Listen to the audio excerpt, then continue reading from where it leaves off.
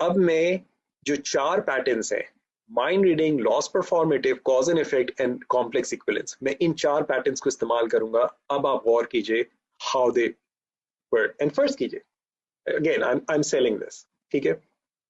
Okay, सो आप चाहते हैं कि आपके घर में अच्छी क्रॉकरी हो, अच्छे ग्लासेस हो, कि जब लोग आए और वो देखें तो लोग आपकी तारीफ करें, लोग आपके टेस्ट को सराहें. और ये बहुत अच्छी बात है. किसी भी समझदार इंसान में ये चीज होती है और वो चाहता है कि लोग उसकी उसकी चीजों को सराहें.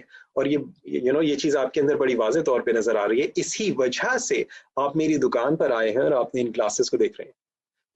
और क्योंकि जब आप ये ग्लासेस लेकर जाएंगे, आप खुद देखेंगे कि लोग आपकी जितनी तारीफ करेंगे, क्योंकि जाहिर है आप ये ग्लास ले रहे हैं, इसका मतलब है कि आपको अच्छी चीजों की कदर है. Okay, I am just using these patterns and remember I am just making it up right now. और मैं इसको किसी भी चीज में ले जा सकता हूँ. अगर फर्ज कीजिए कि आप अपने बच्चे से बात कर रहे हैं, okay? बेटा तुम माशाल्लाह बहुत समझदार बच्चे हो, तुमने बड़ी मेहनत की है, ये तुम्हारा रिजल्ट पहले बहुत अच्छा नहीं आया था लेकिन इस दफा बहुत अच्छा है. इसका मतलब है तुम बहुत मेहनती बच्चे हो. और जो बच्चे मेहनत करते हैं वो जिंदगी में बहुत कामयाब होते हैं. अल्लाह ताला किसी की मेहनत को जाया नहीं करता.